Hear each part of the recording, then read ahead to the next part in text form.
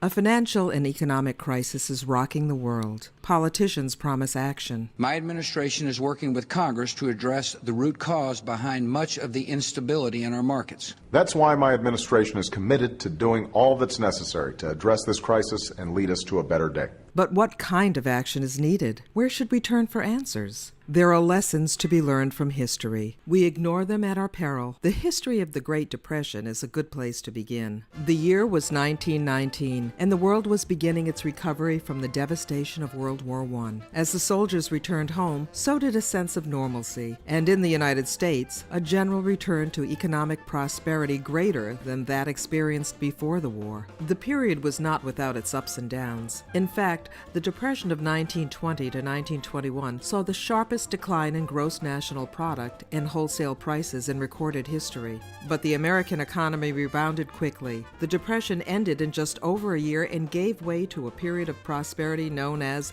the Roaring Twenties. However, the next economic downturn, the crisis of 1929, would turn out very differently. A series of disastrous economic policy decisions turned what would have been an economic downturn into what we now know as the Great Depression. Amity Shlaes, a senior fellow at the Council on Foreign Relations and author of The Forgotten Man, A New History of the Great Depression, explained how an economic crisis turned into a world-shattering catastrophe. In the 1920s, we had a stock market crash, but it didn't have to be a depression. And then when we had a depression, the depression didn't have to last till World War II, but it did.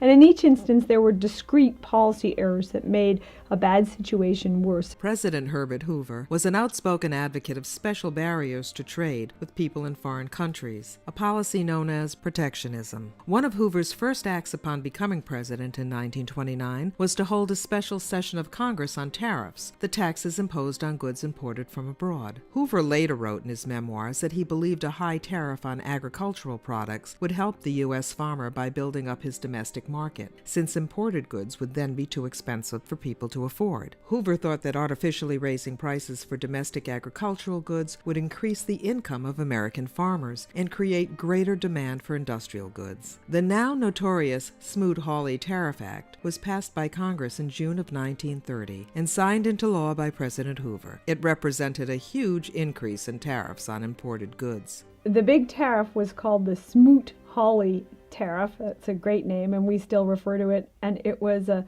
frightening tariff. It did cut trade in the U.S. by half with foreign nations. So it had a dramatic effect at a dramatic time when the stock market was also falling by more than half.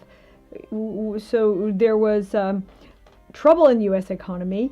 The stock market had crashed, and Smoot-Hawley made it all worse. The Smoot-Hawley tariff went well beyond increasing taxes on imported farm goods. By the time the bill was passed by the Congress, special interest groups of every kind had been able to cash in at the expense of American consumers and other less politically connected industries. The bill included special taxes on sugar, wheat, beef, cotton, textiles, leather and shoes, wool and wool products, velvet, decorative china, glass surgical instruments, pocket knives, and watch movements. Tariffs were raised on over 20,000 imported items. Of course, the people who had to pay the price to protect the chosen industries were American consumers and American businesses, anyone who had to buy any of the goods covered by the tariff in order to go about their daily business. The politicians didn't understand that you cannot create wealth by blocking trade. Exchange creates wealth by allowing people to exchange what they make for what others make. Each participant in the exchange can specialize in what he or she produces at the lowest cost. Trade is based on mutual gains. Blocking trade only makes the economic pie smaller. The special interests can gain if, as they make the pie smaller, they get a much bigger share of it. But everyone else gets a smaller share of a smaller pie. Protectionism impoverishes. Protectionism creates conflict between the interests of producers and the interest of consumers in every country saddled with protectionist policies. It also creates conflict between nations. U.S. exports fell dramatically as a result of the Smoot-Hawley tariff.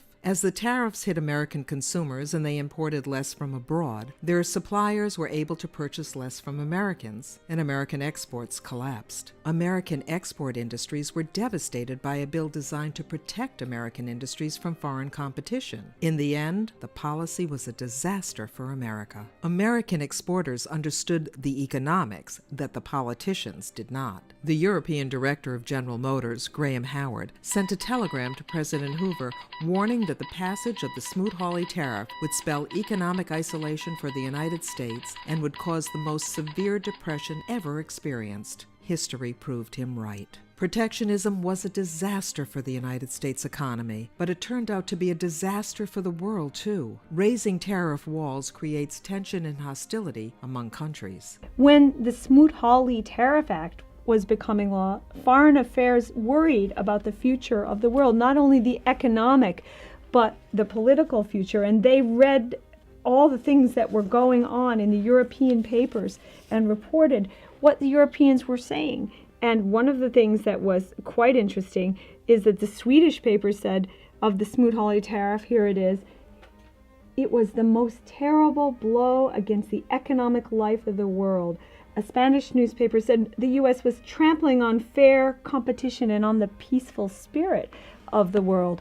So they saw right away, these newspapers, that the consequences of a U.S. tariff, of U.S. being cavalier even about trade, would be political, diplomatic, and would affect the future of democracy on the continent. As country after country raised tariffs and blocked international trade, the world fell into depression. Within 2 years of passage of the Smoot-Hawley tariff in the United States, the volume of international trade had collapsed by 70%. And with the collapse of trade came more unemployment, poverty, and the rise of extremism. Protectionism had contributed enormously to crashing the world economy and the terrible consequences to follow. As economist Martin Wolf of Oxford University and the Financial Times said of the experience, this collapse in trade was a huge spur to the search for autarky and Lebensraum, most of all for Germany and Japan. Was protectionism the right policy in 1930? Is it the right answer to the current financial crisis? Not according to economists who have studied the period.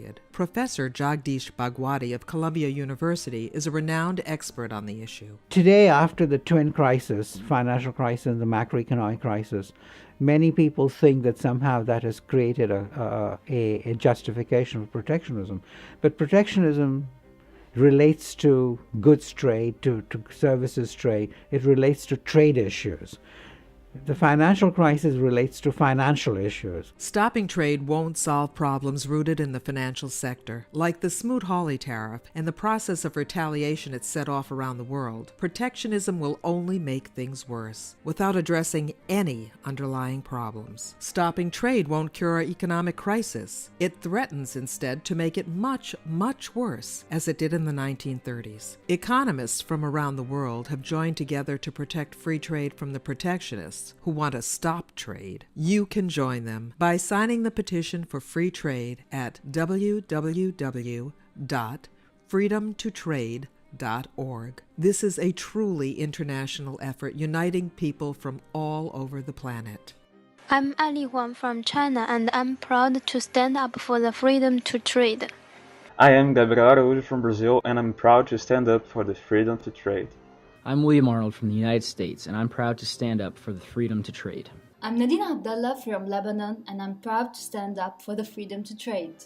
My name is Emmanuel Martin from France, and I'm proud to stand up for the freedom to trade. I am June Arunga from Kenya, and I'm proud to stand up for the freedom to trade. I don't want to return to the failed policies that crashed the world economy in the 1930s. Please join me and people from all over the world in our campaign to say no to protectionism.